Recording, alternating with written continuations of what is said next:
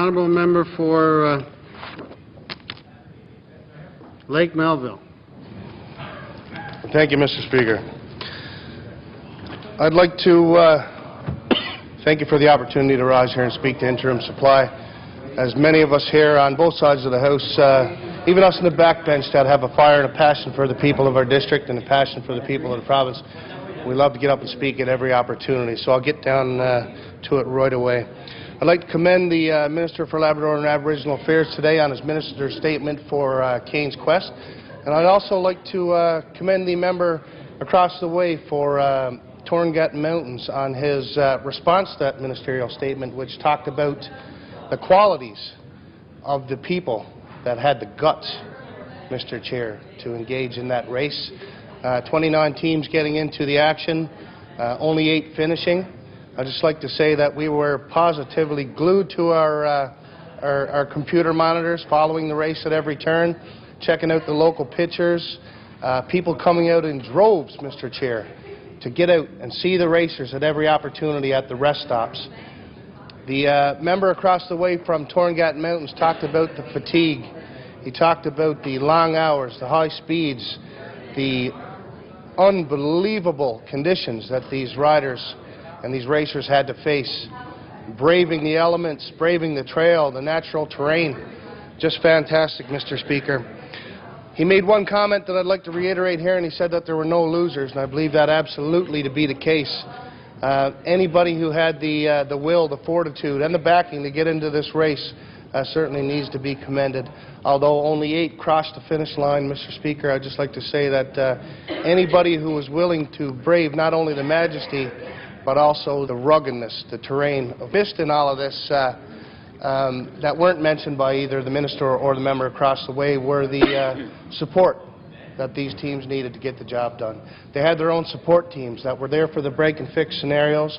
They had the sponsors that were there, not only putting up just the machines in some cases, but there to help them with the clothing, to make sure they had the gear necessary to give a good showing, if you would, Mr. Speaker, but to also be safe out there as well. I'd like to commend Fire and Emergency Services, people that were on standby, making sure that in the event that people did have trouble and there were injuries, they were there and in some cases had to engage with the people and help out and make sure that they were brought home safe and sound as well. We've heard stories of the camaraderie that developed between teams, although they were in competition, in the spirit of safety, in the spirit of seeing people make it home alive from the rugged wilderness of Labrador, Mr. Speaker. We've seen people come together and I guess at their own expense and the time that they lost, they took it upon themselves to stick together, help each other and see each other through. I'd like to give special mention, Mr. Speaker, to Team 5 from Goose Bay, George Rogers and Mark Sims, and also Team 77, the Backcountry Ravens, Jason King and Roel Barth, who had a great showing and placed second.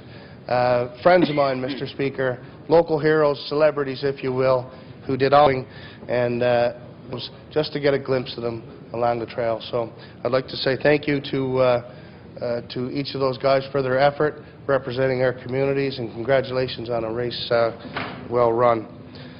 Mr. Speaker, next I'd like to take a few moments and just talk about some of my activities in Labrador in the last little while. And I'm so pleased to hear people from across the way spend a lot of time today during Interim Supply and talk about how our members and how our ministers are just everywhere around the province. It's very true. So busy, in fact, Mr. Speaker, that when the Minister for Municipal Affairs couldn't make it down to Cartwright Lansinclair for a special announcement, he asked a Labradorian to go down and represent him in this government, and I certainly was absolutely pleased to do so, Mr. Speaker. And I talk about my little trip to Cartwright. It was good to see the member for Cartwright Lansinclair down there as well, where we contributed around $65,000, Mr. Speaker, to the Cartwright Outdoor Rink project. A wonderful allocation of funds, I must say. And I guess it all came about when the Recreation Committee from Cartwright got a response from the Royal Bank about a request for some funding. They then engaged us. With a combination of federal funds, our funds, Mr. Speaker, we got to see an absolutely beautiful outdoor rink for the youth and for the athletes in Cartwright, set up right alongside the 50-plus club, Mr. Speaker, which was a wonderful initiative as well. We got to see them setting up, putting the final touches on the rink. We got to see their ingenuity in their little homemade Zamboni, which was put together with a couple of slides, a tow behind 45-gallon drum, if you will, to make sure that the ice had a good surface. We also got to see the community supports in place when the RCMP came out for their third donation to the community in terms of, I believe at that time, $15,000 in hockey equipment, Mr. Speaker. I'd like to thank Constable Ed Power and the RCMP boys for coming out in full force, pardon the pun. But they showed how the community comes together for things like this. If you're over 20 years old and you're in Cartwright, you'd know that they had a rink in previous years, and now the little ones will be able to get out there. They'll also be able to go over to the 50-plus club, Mr. Speaker, and have a warm-up on those colder days as well. So not only do we see a community that steps up to the plate, goes for those recreation dollars, I think, though, even though it's not a PC district, it shows the willingness of this government to put money where it's needed and to support those communities that are ready to step up to the plate and fight for what those communities want and those communities need. So I'd like to thank the people of Cartwright, truly wonderful people, for taking care of us when we were in the district. Special thanks go out to Rich Lewis for taking care of logistics for myself and my CA, Shannon Tobin. We had a wonderful time. My only regret of the whole trip was that as I was doing my little speech there in front of the 50-plus club, people were pointing to the plane that was coming to get us there, and I didn't get to have the fish and brews from the 50-plus club. So my only regret leaving the community of Cartwright. I'd like to thank them for their hospitality, wish them well, congratulate them on their rink. Next up, Mr. Speaker, I'd like to give mention to the community of Shehaji. This past weekend, they had the Memorial Pinoti Ben Michel Hockey Tournament, Mr. Speaker, and although I was under the weather and didn't get to make it, with that note, I'll say I'm sorry to my lovely wife and daughter who had to take care of me. I became ill with the flu, and a giant baby emerged, if you will, Mr. Speaker.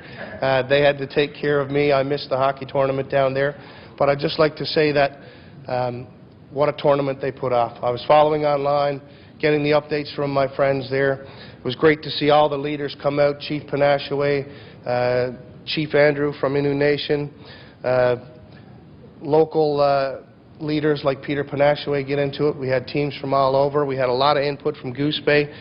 I'd like to say, Mr. Speaker, nobody hosts a hockey tournament like the community of Shehaji. This one may have been the most successful ever.